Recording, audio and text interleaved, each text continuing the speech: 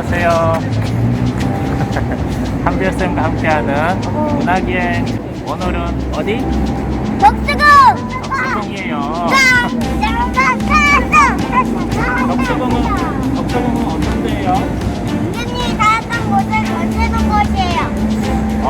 임금님이라기보다 황제께서 계셨던데요. 서울에 이제 궁전이 5개 있는데 그 중에서 유일하게 황제께서 계셨던 데예요. 어떤 데인지 궁금해요? 네! 그럼 가봐요.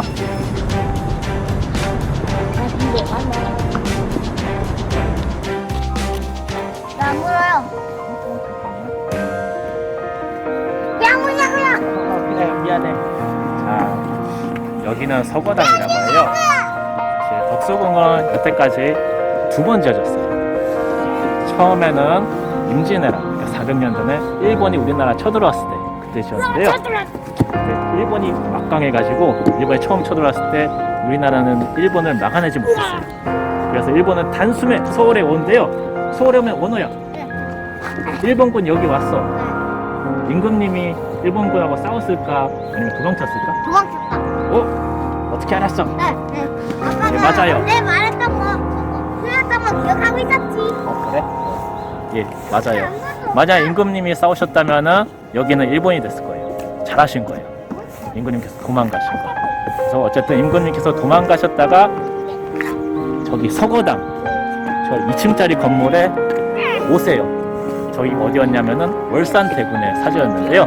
저기에서 계시면서 전쟁이 끝날 때까지 계셨다가 이제 전쟁이 끝나고 나서는 여기 모든 것을 갖다가 원래 땅 주인한테 돌려줘요. 그리고 이제 덕수궁은 없어져요.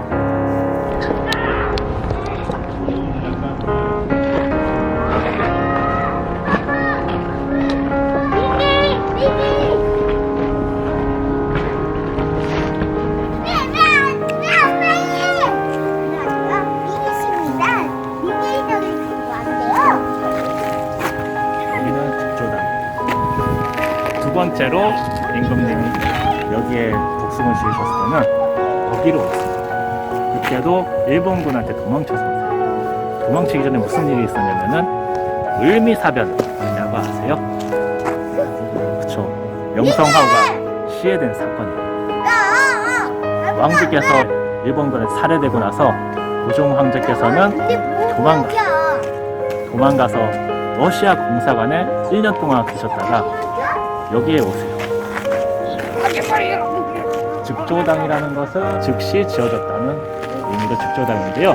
임금님이 도망갔다가 여기에 거처를 잡아야 되는데 잡을 데가 없으니까 그냥 여기를 갖다가 임금님의 편전이자 정전으로 쓰신 거예요.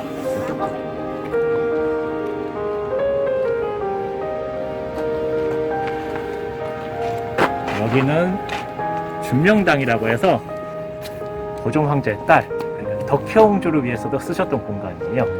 원호야, 여기에 여자아이를 위해서 썼을 때 뭘로 썼을까?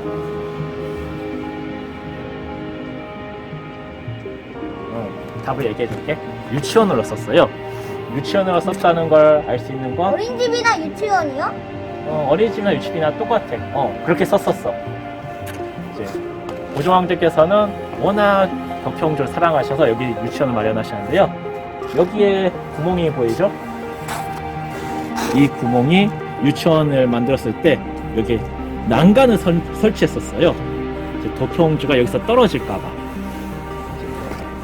이 건물은 이제 우리나라 궁 중에서 유일하게 이 위치에 난간이 설치된 건물입니다. 여기는 석조전이라고 해요. 여기는 고종 황제께서 영국의 하딩이라는 건축가한테 의뢰를 해가지고 만들은 서양식 건물이에요. 보면은 이제 그리스 신전 같아 보이지 않아요?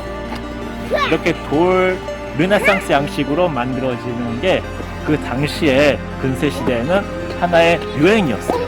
힘이 있는 나라 하면은 저런 건물을 가지고 있어요. 왜냐하면은 당시에는 서양의 문물을 가지고 있는 나라가 강한 나라였거든요. 그래서 고종이 여기를 왜 만들었냐 하면은 우리나라는 전통을 갖다가 중시하는 나라지만은 힘이 없었잖아요. 그래서 알려주고 싶은 거예요. 우리도 다른 제국주의 국가만큼 힘을 갖고 있다. 우리도 저렇게 서양식 건물을 지을 능력이 있고, 우리도 이제부터 서양식 문화를 기반으로 훌륭한 제국을 만들어 나가겠다. 그런 상징물로서 저 건물을 만들었습니다.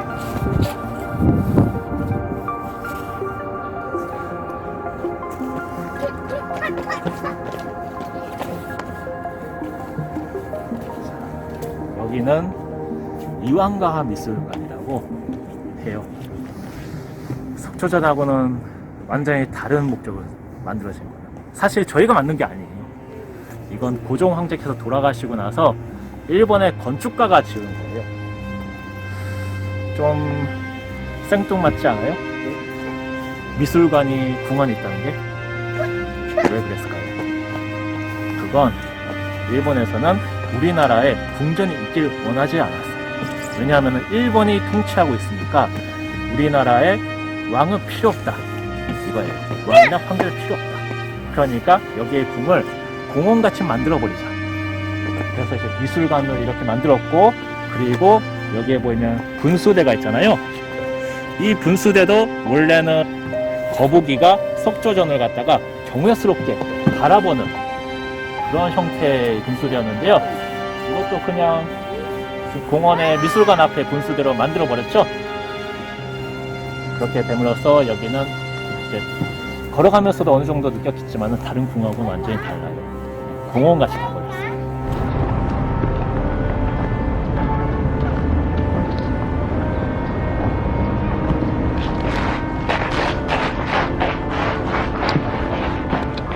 거기서 이렇게 아름답게 보이면서요?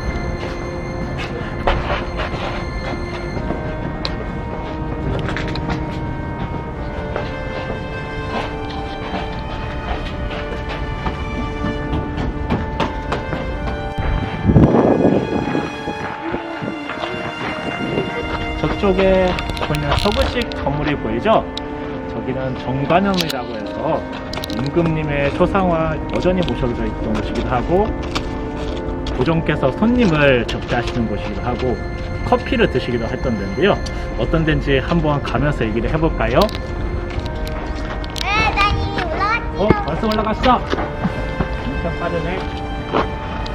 와, 꽃이 여기 연선홍인가? 이쁘게 폈죠? 여기는 고종황제께서 커피를 즐겨 드시던 데예요. 사실 고종황제께서는 우리나라에서 처음으로 커피를 드셨던 분인데요. 엄청난 커피 많이 하셨어요. 하루에 20잔 넘게도 드셨다고 하는데요. 그렇게 많이 마시면 솔직히 몸에도 안 좋고 좀 힘들거든요. 그런데 고종황제께서는 그렇게 드실 수밖에 없었어요. 왜냐하면 아까도 말씀드렸다시피 고종황제께서는 이제 또 주무셨어요. 을미사변 때 명성황후 부인이 돌아가셨잖아요. 일본군한테 살해돼서.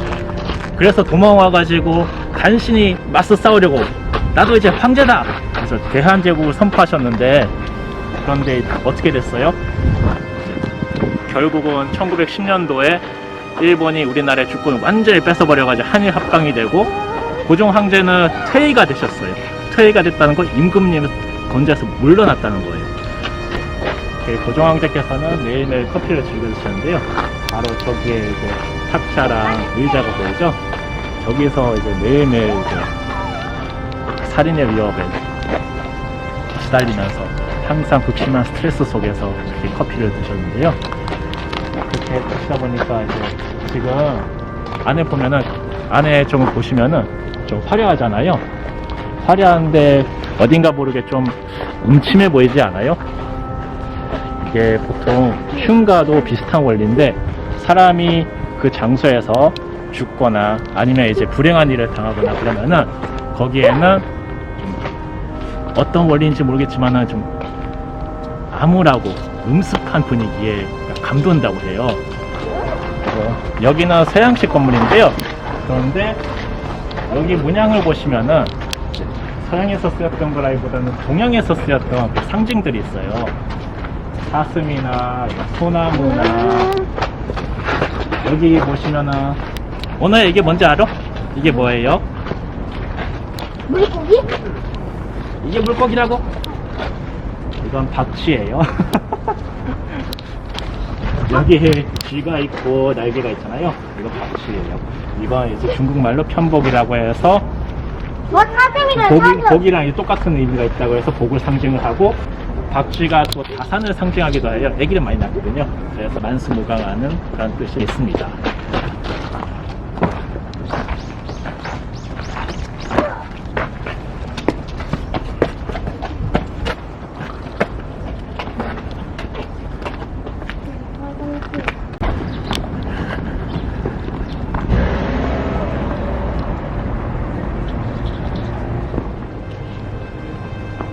열 수 있어.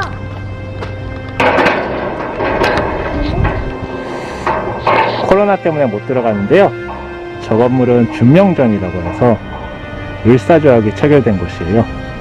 을사조약이라고 하면 다들 아시나요? 맞아요. 우리나라의 외교권이 일본에 넘어간 때예요. 그때 고종황제께서는 헤이그 특사라고 해서 외국에 사신을 보내서 이건 말이 안 된다. 우리나라는 주권이 있는데 왜 일본이 우리나라의 외교권을 가져야 되냐? 그렇게 항의를 했는데, 그렇게 항의를 하니까 외국에서는 뭐 들어주지 않았고, 일본에서는 화가 나가지고 고종 황제를 퇴위시켰어요. 그러니까 이제 고종 황제는 더 이상 황제가 아니게 됐고, 고종 황제의 아드님이셨던 순종께서 황제가 되세요.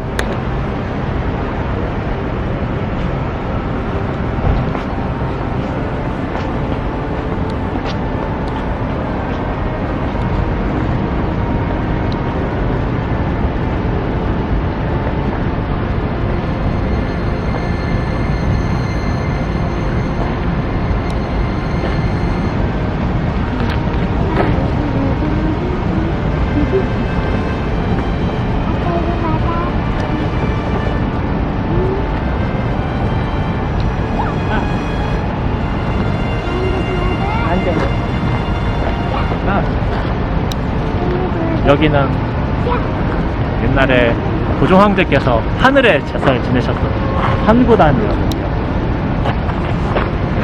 예로부터 하늘의 제사를 지내는 것은 황제만의 특권으로서 고종 황제께서 정말로 황제로서 행사하신 그런 곳이라고 할 수 있는데요. 그런데 아까 보셨죠? 여기 주변에 뭐가 있어요? 빌딩이 있고 호텔이 있죠. 여기가 황제께서, 명색이 황제께서 이제 제사를 지내셨던 데인데, 그런데 왜 이게 호텔의 일부가 돼 있죠? 이것이 당시에 어디서나 있었던 일입니다.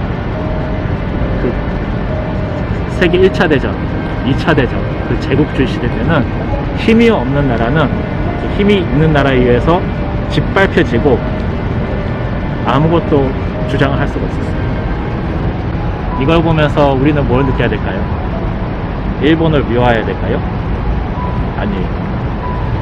사실 이런 일은 어디나 일어나고 있었고, 저희는 일본한테 지배를 안 당했으면은 다른 제국한테 지배를 당했을 거고, 똑같은 일을 겪었을 거예요. 그러니까 이건 시대적으로 어쩔 수 없는 일이었으니까 누구를 미워하거나 하지 말고요. 대신에 이거 하나만은 알아줬으면 해요.